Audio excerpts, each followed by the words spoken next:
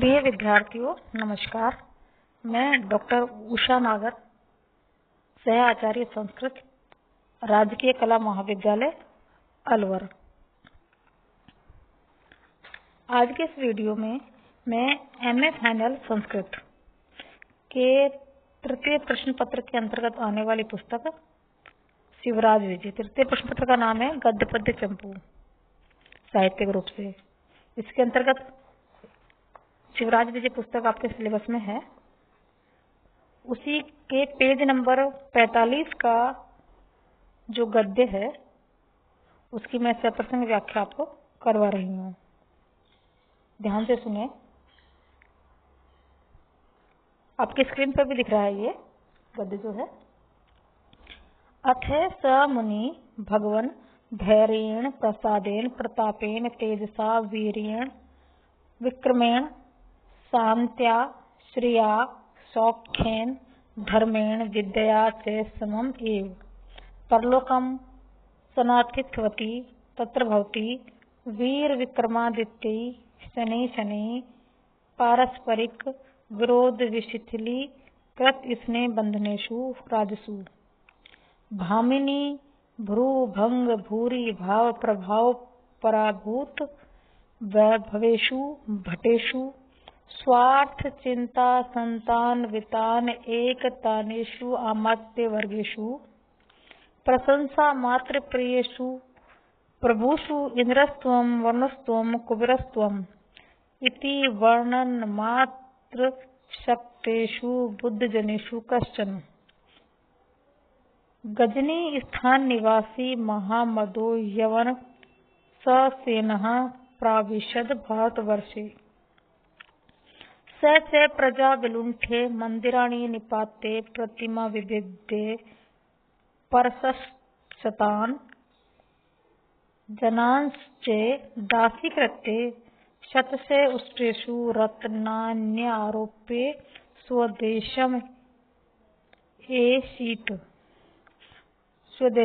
अनिषेत् एवं से ज्ञात स्वादः पौन पुण्ये 12 वारम् आगत्य भारतम् आलुलुण्ठत् तस्मिन् एव च स्वसरम्भे एकदा गुर्जर देश चूडायितं सोमनाथ तीर्थमपि धूलीचकार।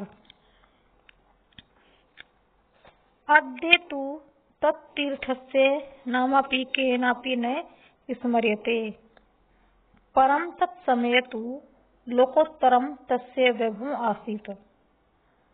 तत्र हि महाहर्ये वैडूर्ये पद्म राग माणिक्ये मुक्ता फलादि जटितानि कपाटानि स्तम्भान् गृहवाग्रहणी भित्ति वल्लभी विटङ्कानि च निर्मथ्ये रत्ननिचयम् आदाय सतद्वय मणस्वर्णं श्रृङ्खलावलम्बिनं चाकचक्ये चकितकृता अवलोकलोचन निचया महाघण्टां प्रसह संग्रह महादेव मूर्त्वापि गदाम उदतुतुलत।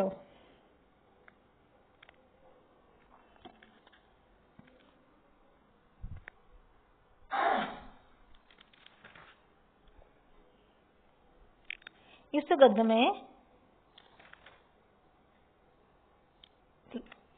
पुस्तक के लेखक शिवराज विजय के लेखक अंबिकादत्त व्यास जी ने तत्कालीन राज व्यवस्था का उल्लेख करते हुए कहा है कि वीर विक्रमादित्य के पश्चात भारतवर्ष के राजा लोगों में परस्पर मित्र भाव की अपेक्षा शत्रु भाव पैदा हो गया।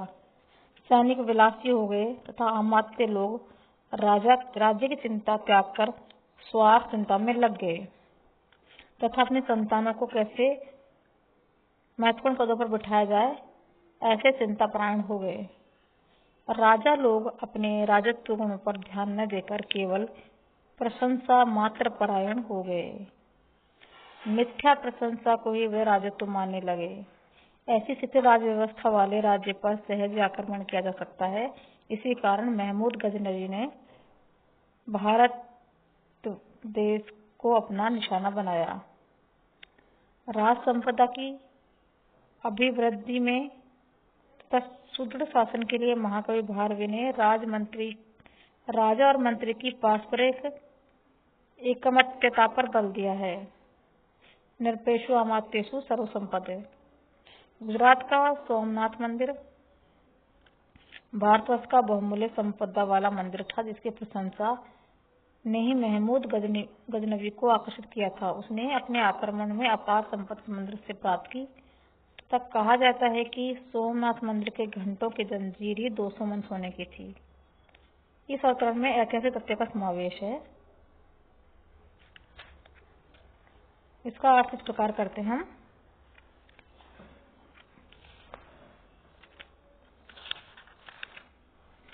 अथ सह मुनि, उस मुनि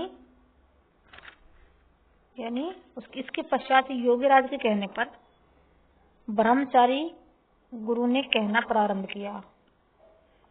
भगवान धैर्य, प्रसन्नता, प्रताप, तेज, बल, विक्रम, शांति, शोभा, सुख, धर्म तथा विद्या के साथ विक्रमादित्य के परलोक को समाप्त कर देने पर, अर्थात विक्रमादित्य के परलोक चले जाने पर, राजाओं के पारस्परिक झगड़ों से आपसी स्नेह के बंधन शिथिल हो जाने पर, वीरों के स्त्रियों के हाव भाव कटाक्ष के प्रभाव में आकर अर्थात वशीभूत हो जाने पर, सारी संपत्ति नष्ट कर चुकने पर, आशय यह है कि वीरों के विलासी हो जाने पर, मंत्री जनों के स्वार्थ परायण तथा अपनी संतान की एकमात्र चिंता परायण हो जाने पर, राजा लोगों के केवल प्रशंसा परायण हो जाने पर तथा अर्थात प्रशंसा मात्र से संतुष्ट हो जाने वाले राजाओं के स्वभाव के कारण, विद्वत जनों के आप ही इंद्र हैं,